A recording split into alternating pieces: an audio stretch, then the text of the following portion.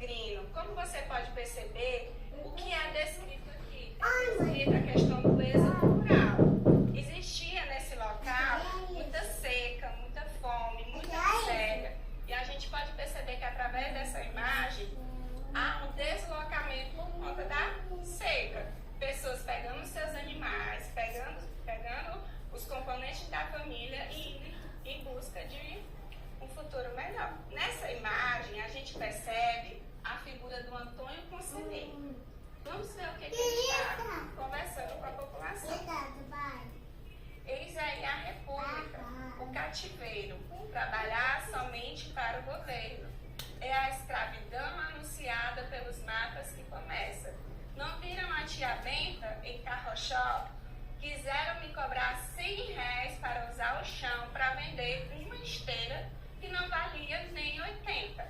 Então a gente percebe aqui que a figura do Antônio Conselheiro aparecia como uma figura messiânica, ou seja, aquele que ia salvar a população do chamado anticristo, ou seja, que seria o Estado, que cobrava tributos altíssimos, que não beneficiava em nada a vida da população pobre daquele lugar. Nessa imagem, a gente percebe o embate que ocorre entre o Antônio Conselheiro, né, juntamente com a população, e os soldados, que ele é representante do Estado.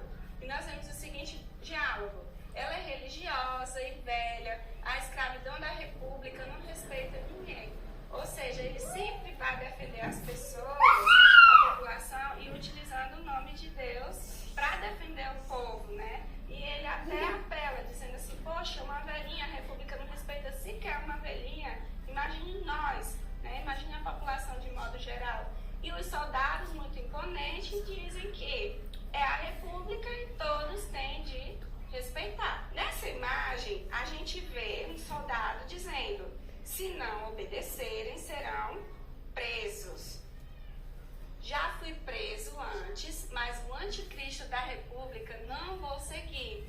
Eles tiraram o imperador do trono, ele não tinha o direito divino de governar o Brasil.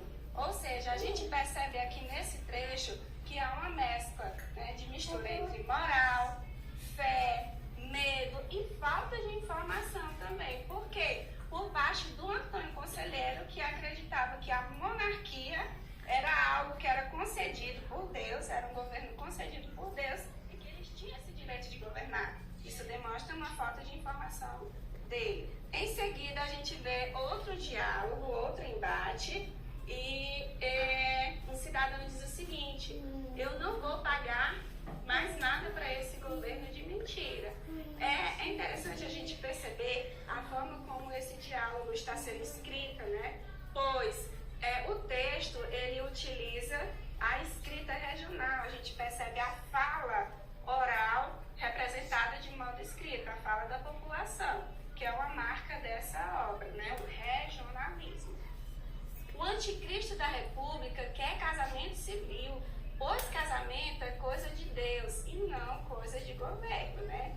Com a implantação da República, veio o casamento civil. E segundo Antônio Conselheiro, casamento civil não era coisa permitida por Deus. O que valia era o casamento na igreja. Ou seja, a gente vê aqui uma oposição de ideias, de pensamentos. Aqui a gente percebe um cenário de sangria, né? Eram os embates que ocorriam durante as expedições que aconteceram lá no Arraial de Canudos, né? Aconteceram algumas lutas, Canudos venceu alguma delas, ou seja, houve algumas vitórias da população, só que o massacre pelas forças do governo ocorreu na 4ª expedição. Foi uma guerra breve, durou apenas um ano, mas ela foi considerada muito violenta, porque era um embate armado, era ali uma luta corpo a corpo que terminou com o extermínio do Arraial de Canudos, certo? 20.000 habitantes que pertenciam àquele lugar exterminados. Através da obra A Luta contra Canudos, a gente consegue entender que é possível sim, literatura, falar sobre fatos históricos. E é notório também o quanto os artistas se valem de obras que já foram publicadas para leituras, novas perspectivas sobre